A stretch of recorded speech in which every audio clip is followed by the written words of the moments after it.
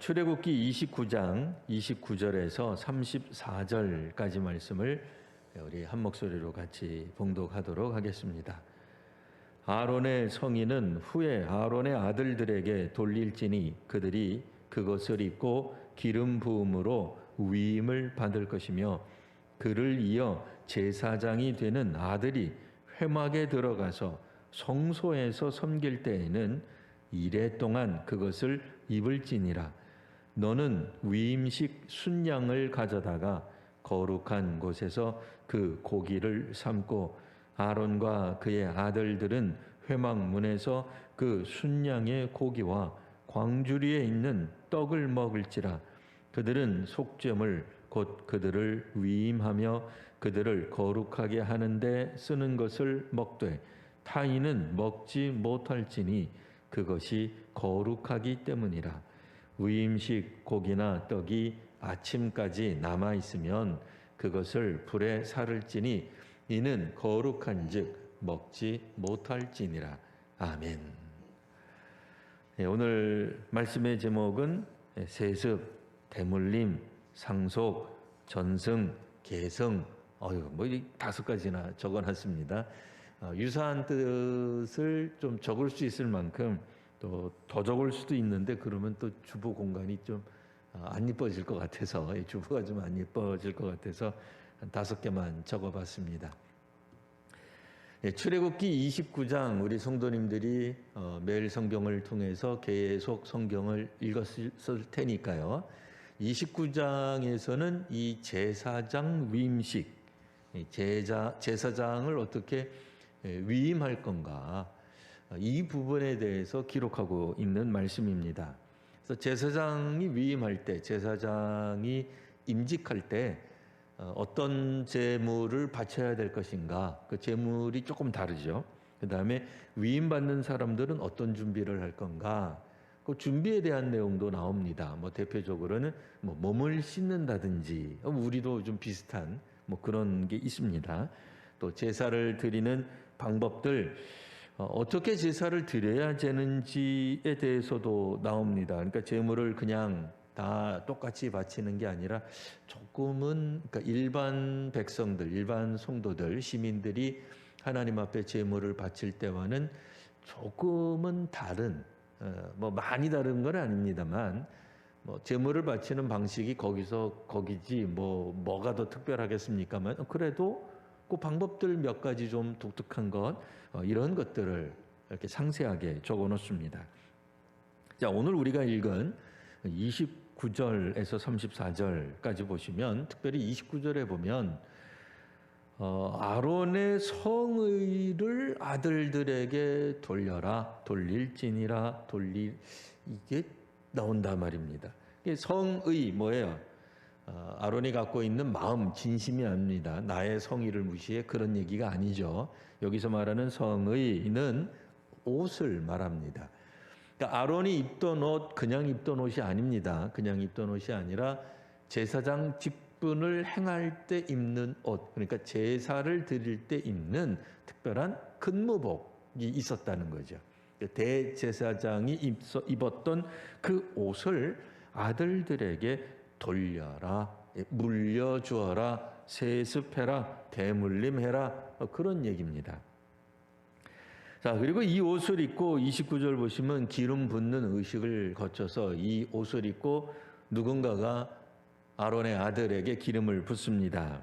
이 기름 붓는 행위는 우리 기독교에서는 이미 이제 익숙한 표현이죠. 그리스도라고 하는 것도 기름 부음 받은 자라는 뜻이고, 보통 성경에서 기름 부음의 몇 가지 예들, 왕이라든지, 혹은 제사장이라든지, 혹은 선지자로 나설 때에 특별한 어떤 이런 임무를 맡은 사람들에게 안수하고 위에 기름을 붓는, 그런 거 우리 이제 잘 알고 있어요.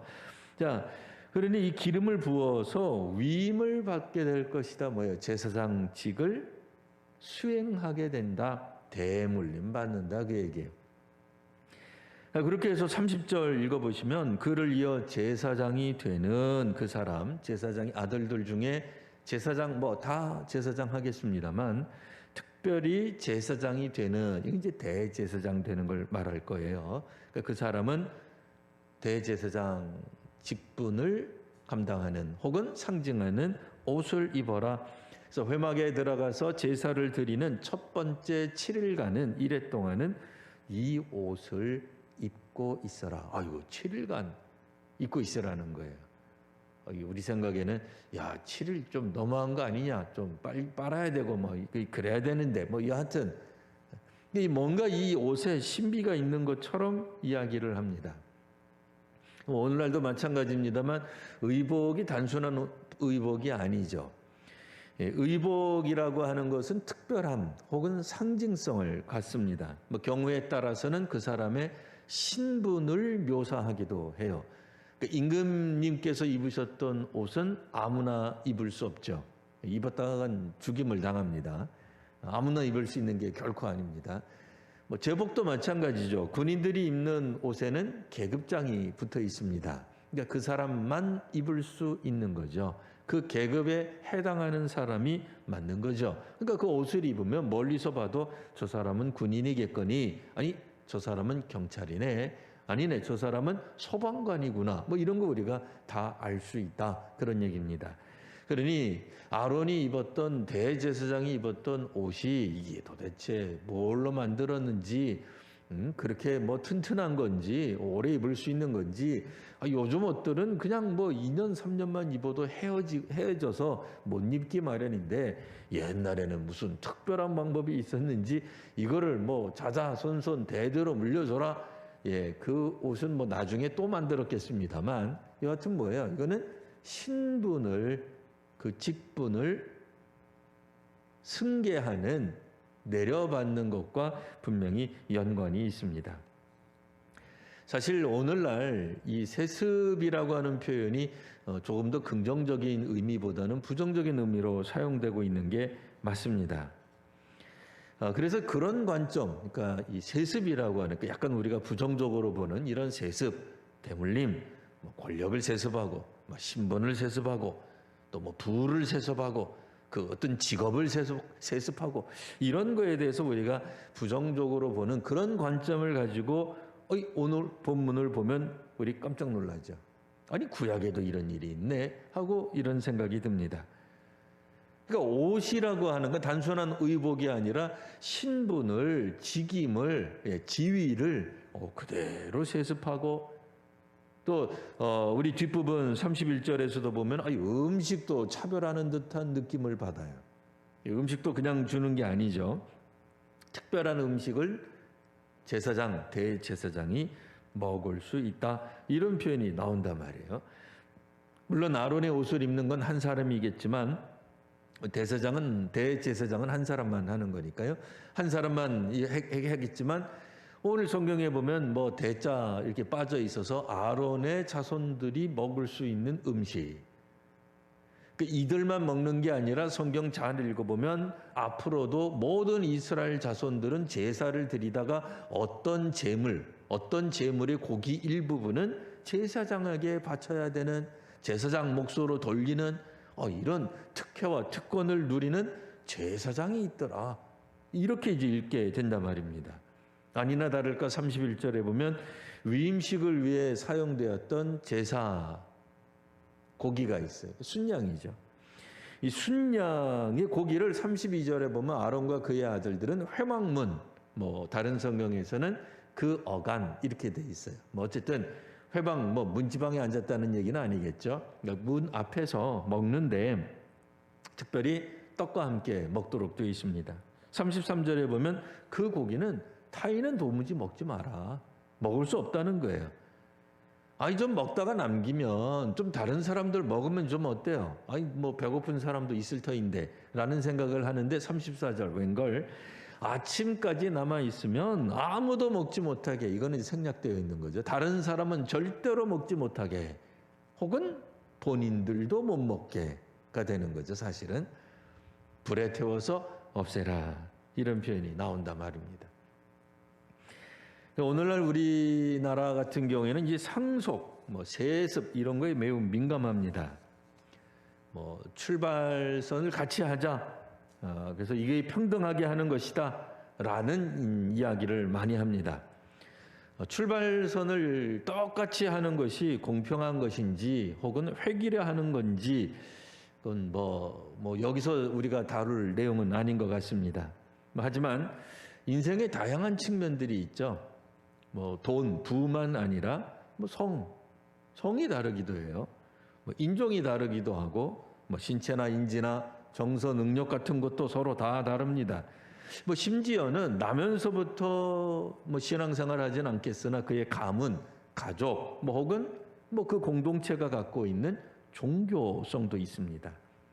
근데 이런 거 다 무시하고 인위적인 동일한 출발선이 언제까지 가능할진 모르겠으나 여하튼 우리는 공평이라고 하는 개념에 대해 세습은 안 되는 거다, 대물림은 있을 수 없다라는 측면에 대해서 공감을 많이 하는 시대입니다.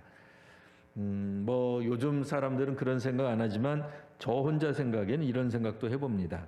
이렇게 출발을 공평하게 만들었으니 그러면 앞으로는 중간 지점에 다 올 때까지 기다려 줄 건가? 그럼 중간 지점도 같이 출발해야 되잖아요. 아니면 도착점도 같이 들어가게 만들어 줄 건가? 그래서 공평과 공정을 말하는 공공성까지도 나아가지 않을까 하는 생각이 듭니다만 여하튼 지금은 출발만 어쨌든 인위적으로 똑같이 만들면 그게 공정하다. 그래서 세습은 안 되는 거다. 대물림 안 된다. 위로부터 받는 전승과 계성은 다 없애야 된다라고 보는 그런 관점이 꽤 있습니다. 자, 이런 세상에서 살다가 보니 세습 관련 본문이 나오면 사실 설교자들이 설교하기가 매우 곤혹스러운 게 사실입니다.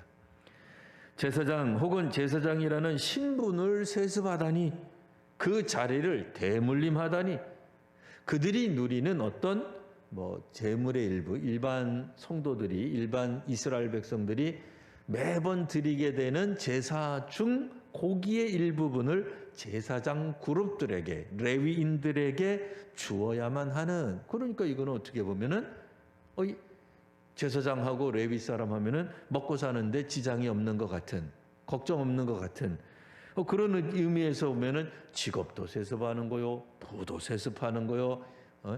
아론과 그의 아들들에게만 제사장 중에서도 특별히 대제사장 직분은 아론의 자손들에게만 가는 것이었으니 이것도 무슨 상당한 권력을 세습하는 게 아닌가 하는 생각이 든단 말이에요.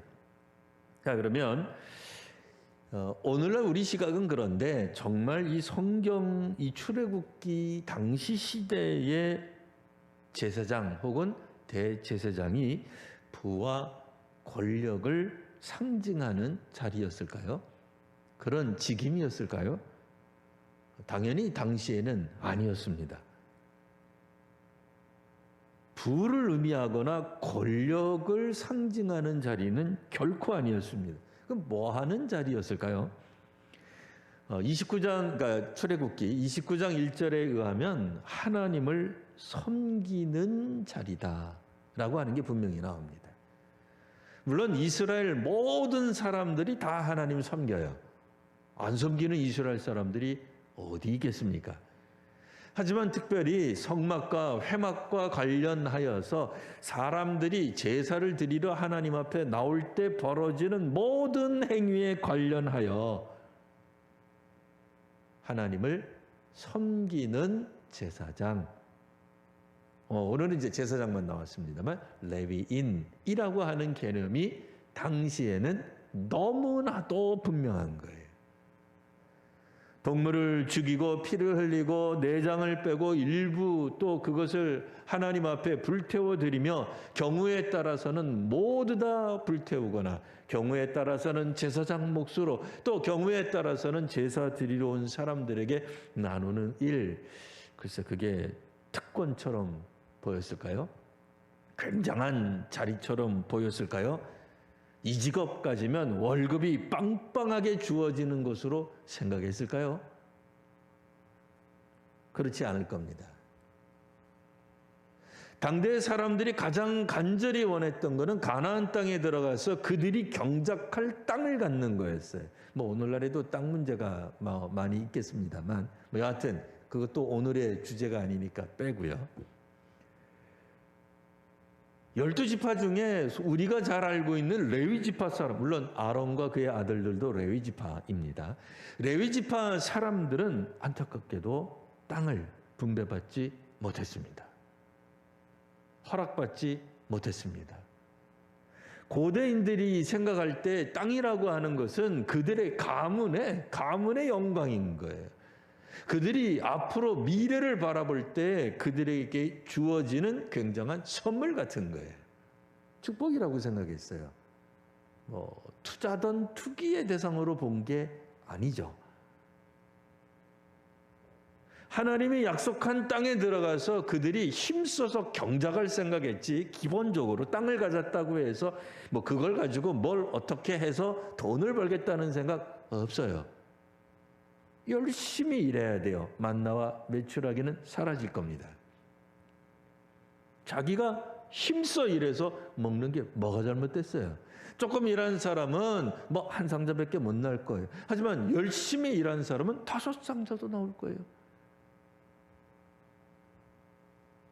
근데 아론의 후손들, 레위지파 사람은 땅이 없어요.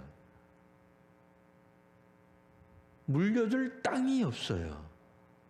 자, 그러니 대제사장이 되었던 제사장이 되었던 오늘 본문 없습니다만 레위지파 사람들이 제사와 더불어 일을 하면서 거기서 나오는 어떤 것들 가지고 그들의 양식으로 삼은들, 뭐가 그렇게 풍요롭고 부하다고 생각하고 했을까요? 힘든 일이죠. 백성들이야 날마다 제사 드리는 게 아니에요. 오늘날 우리가 드리는 새벽 기도와는 완전히 다른 개념이기 때문에 성경에 읽는 거랑 다른 거잖아요. 하나님의 백성으로 살아가는 거고 다른 개념이잖아요. 구약 성경에 나오는 제사 드리러 간다. 이거는 매년 연례 행사처럼 벌어지는 거예요. 몇 번 하는 거지 매일같이 하는 게 아니에요. 근데 제사장 그룹은 다르죠. 레위지파 사람들은 다 있죠. 매일 해야 되는 거예요. 쉬운 거 아니죠. 여하튼 당대 제사장 사람들은 기본적으로 이것을 부를 누린다로 여기지 않았어요. 나중에 레위지파 사람이 왕이 되기를 하겠습니까? 네? 도지사 하겠어요? 시장 하겠어요? 레위지파 사람들이 소위 말하는 세상적인 권력의 자리냐 말이야. 힘을 누릴 수 있는 자리냐 말이야. 당연히 아니죠. 그러니까 여기서 우리가 관심 가져야 되는 건 뭐예요? 하나님 섬기는 일에 대해 대물림을 하고 있구나. 특별히 여기서 하나님 섬기는 일은 성전제사, 오늘 본문 안에서는 이제 성막이죠. 정확하게는 성소에서 하나님 앞에 제사 드리는 일에 대한 대물림을 세습을 하고 있구나라고 하는 겁니다. 자, 여기서 잠깐 우리가 똑같은 주제지만 시대를 한번 옮겨보겠습니다. 오늘로 옮기는 거예요.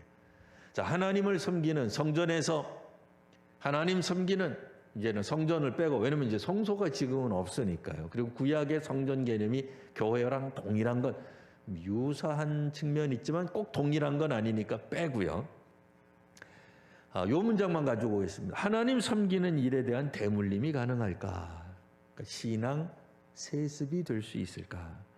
다음 세대로의 신앙 전승을 우리 마음 먹은 대로 할 수는 있을까 하는 생각을 해봅니다. 예전에는 어느 신앙인의 집안에 나중에 세월이 지나서 자손들 보니까 박사가 몇 명에, 의사가, 판사가, 목사가, 요즘은 선교사가 몇 명인데 이런 거 자랑하는 거 종종 들었습니다. 요즘은 어때요? 대부분 교회가 어린이가, 청소년이, 청년이, 우리 교회만 하더라도 일 여전도에 이 여전도에 때문에 이 후배들이 자꾸 들어와서 일을 시켜야 되는데 이 후배들이 잘 안 들어요. 요즘 우스갯소리로 경로당의 양로원에 어르신들이 되게 신경질을 해요. 아니, 내 나이가 80이 되었는데 요즘 어린 것들이 안 들어온대. 안 들어온대. 옛날에는 막 60만 넘어도 막 기력이 쇠하고 70대면 막 이제 뭐 이건 뭐 굉장하다. 60대면 환갑잔치하고 70이면 놀라운 일이에요. 그럼 다 양로원 오고 경로당 오고 그랬어요. 요즘은 70이 돼도 어떻게 된 일인지 2년 전, 3년 전만 하더라도 여행 다닌다고 안 온다는 거예요. 안 들어와. 이 건강이 좋아져가지고 후배가 안 들어와요. 근데 문제는 그거는 뭐 건강이 좋아져서 그런 거니까 좋은 일입니다만 교회가 5여 전도회, 6여 전도회가 됐는데 후배가 안 들어오네. 그는 아동부가 없으니까 중고등부 올라가는 인원이 있는데 점점 줄어드는데 청년이 되다고 결혼하고 나면 없어지는 거예요.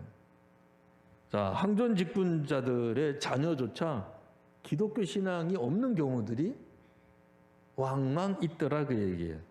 뭐 신앙이 있다 한다 하더라도 이게 정말 건강한 신앙인지 아닌지를 잘 모를 이런 시대가 되어버렸어요.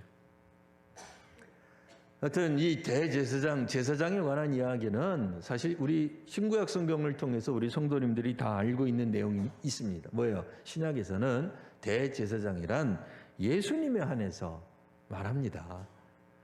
그러니까 하나님과 인간이 하나님 앞으로 나아갈 때에 그 중개하는 이는 오직 예수님이다라고 이야기함으로써 구약 성경에 있는 대제사장, 그 기능을 예수님이 단절시켜 버렸어요. 무시를 했어요. 도대체 무슨 일이 있었을까요? 사실 오늘 보면 잘 읽어보면 굉장히 이건 장엄한 겁니다. 가볍게 이렇게 진행되는 내용이 아니죠. 이 성경 그대로 진행되고 있다 그러면 굉장히 엄숙하게 진행되었을 장면이에요. 근데 문제는 뭐예요? 세월이 지나면서 이 엄숙했던 대제사장 혹은 제사장의 위임식 혹은 그의 직분들이 변질되었다라고 하는 얘기입니다. 우리가 상상할 수 있는 그 모습 그대로. 그러니까 신약 성경에 나타났던 예수님을 파는 데 앞장섰던 제사장, 대제사장처럼 그들은 구약을 수호한다 그러고 하나님의 말씀을 잘 알고 있는 사람들인데 어찌된 일인지 구약 성경에서 이미 예언된 메시아가 왔는데도 못 알아보는 영적인 깜깜이가 되어버렸어요. 어떻게 된 거예요? 이 신앙의 세습이 나쁜 건 아닌데 신앙의 대물림이 결코 문제가 되는 게 아닌데 오랜 세월이 흐르는 동안 구약 성경에서 우리가 알고 있었던 이 장엄하고 이 엄하고 엄중한 이 예식의 담당자들, 이 여기에 속해 있던 그 주인공들이 세월이 흐르는 가운데 이게 권력으로 변질돼요. 힘으로 변질돼요. 종교적으로 뭔가 이 힘을 잘못 쓰는 것으로 바뀌고 있더라 그 얘기예요. 사실 신앙생활에서도 다성해지는 일이 있는 것 같습니다. 그러면 안 되는데. 그러니 우리는 당연히 어디로 가야 돼요? 첫 번째, 경험했던 그 경험으로 사실은 돌아갈 필요가 있습니다. 물론 그 경험이라고 하는 것이 출애굽을 말을 할 수도 있고 오늘 성경 같으면요 홍해일 수도 있고 만나와 메추라기 같은 기적이 될 수도 있습니다. 근데 중요한 건 뭐예요? 첫 번째로 돌아가라, 처음 마음으로 돌아가라, 마음가짐으로 돌아가라고 하는 이 이야기는 그냥 그때 느꼈던 감정, 신기하네, 처음 봤네, 하나님 체험했네, 막 전율이 흐르고 그런 쪽으로 가라는 얘기는 아닙니다. 첫 번째 느꼈던 감정이 어떻게 다시 일어나겠습니까? 감격으로 돌아가라는 얘기는, 처음으로 돌아가는 얘기는 감격과 감정에 매달리라는 얘기가 아니라 그때 그 사건이 일어났을 때의 그 신앙의 본질로 돌아가라는 이야기예요. 사실 이 홍해를 경험했던 사람들, 시내산을 경험했던 사람들, 만나와 메추라기를 경험하고 쓴물이 단물로 바뀌는 경험을 했던 사람들에게 있어서 제사장 아론의 옷, 이거 오늘날 우리들이 생각할 그런 특권으로 여기지 않았어요. 누구도 그렇게 생각하지 않았어요. 심지어는 선민의식조차도 처음에는 특권의식이 아니었어요. 그렇잖아요. 하나님 택했다. 우리는 하나님의 택한 유일한 백성이라고 하는 이스라엘 사람들이 구약에 이스라엘 사람들이 가지고 있었던 이 마음이 뭐 그렇게 오늘날 우리들이 생각하는 부정적으로 보는 특권의요, 특혜겠어요? 아니에요. 감격과 감사예요.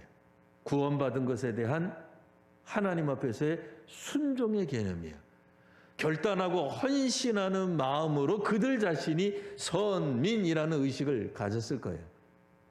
제사장이라고 해서 선민 중에 특별히 더 뛰어난 부름받았다고 생각하지 않았을 거예요. 그렇잖아요. 뭐 이 시기에 출애굽 경험하고 홍해를 건너고 시내산 거친 다음에 대제사장이 되고 그 대제사장의 아들이 또 다른 대제사장이 되어서 세습을 하고 대물림을 한다 한들 그걸 누가 권력 이동이라고 생각하고 누가 그걸 그렇게 생각하겠어요? 아무도 그렇게 생각 안 해요. 오늘 우리들의 문제는 뭐예요? 신앙 전승이 쉽지 않은 세대에서 살고 있는 거예요. 분명 우리 한국 교회가 경험했던 것, 우리도 상당한 성공하는 경험들이 있었습니다. 예수 안 믿는 가정에서 태어난 누군가는 1대째 예수 믿었던 사람이 있었을 거예요. 환난과 핍박 가운데서도 2대, 3대째 믿었더니 하나님이 우리에게 이런 놀라운 복을 주셨다라고 고백하는, 간증하는 성도들이 가득 찼던 시대가 있었습니다. 지금은 차라리 세습되는 게 좋은 거 아니에요? 할 수만 있다면. 근데 신앙이 강요해서 되는 거예요? 안 되잖아요. 우리가 마음으로 가득 찬 어떤 그런 기대감만 가지고 있고 정성을 다하면 우리의 자녀들이 예수 믿겠다고 헌신하고 손 번쩍번쩍 드는 그 얘기예요. 아니잖아요.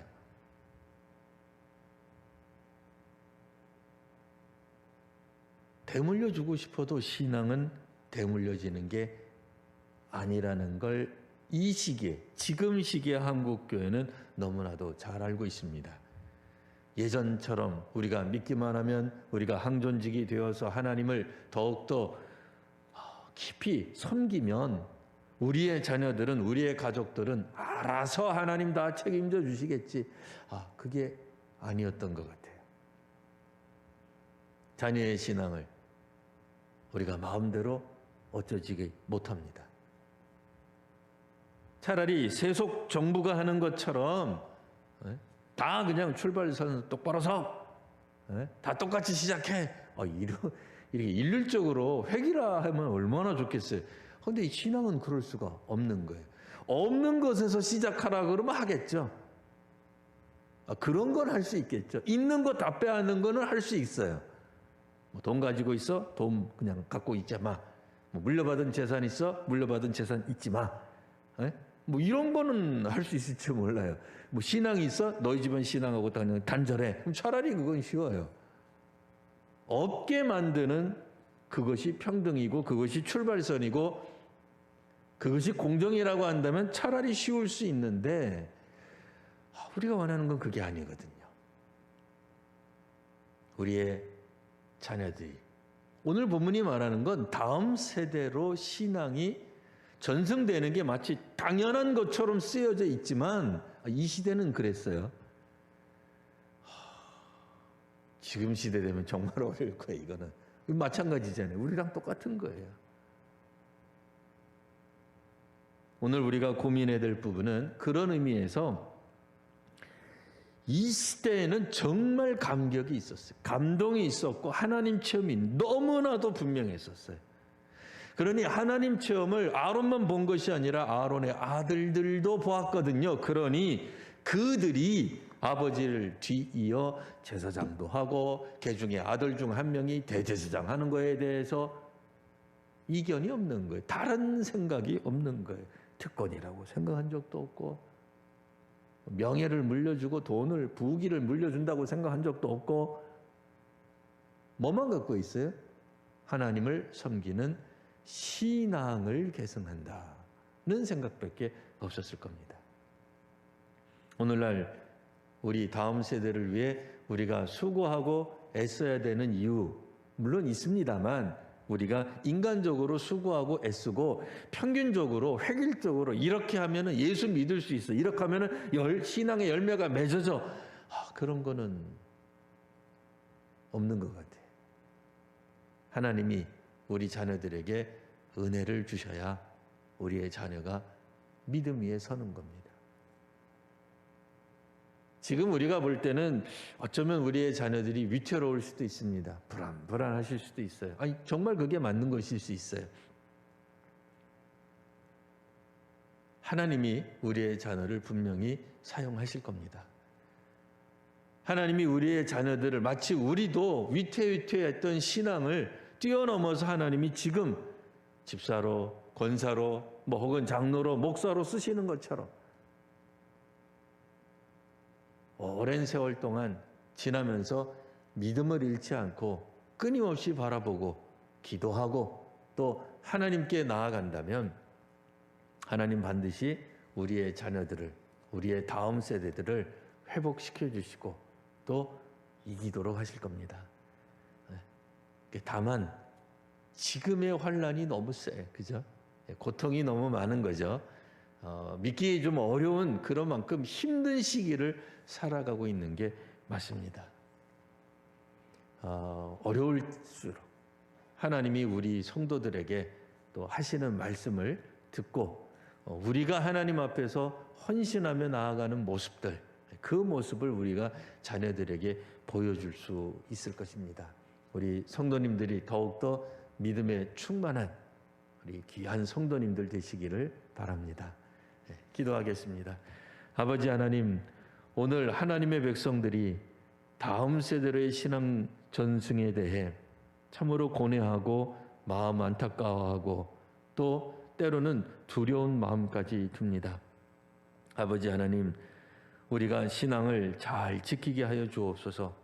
우리가 다음 세대로 신앙을 억지로는 전수할 수 없으니 주님, 저희들에게, 우리 부모 세대에게 은혜를 더하여 주셔서 하나님 믿음으로 살아가는, 기쁨으로 살아가는, 하나님으로부터 위로받는 그리스도인의 모습이 우리 가운데 나타나게 하여 주옵소서.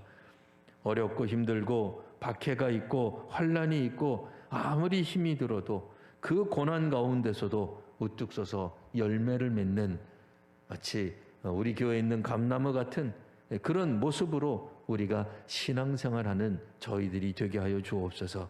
한국 교회를 더욱더 사랑해 주시고 긍휼히 여겨 주시고 은혜를 더하시고 능력을 더하여 주시옵소서. 이제는 우리 구주 예수 그리스도의 은혜와 아버지 하나님 극진하신 사랑하심과 성령의 충만케 하시는 역사하심이 오늘 하나님의 말씀대로 힘있게 살아가며 능력 있게 살아가며 주님의 말씀대로 이 땅 위에서 살아가는 모습을 통해 우리 하나님 살아계심을 증언하기를 원하는 믿음의 성도들 위해 이제로부터 영원토록 함께 하시기를 축원하옵나이다. 아멘.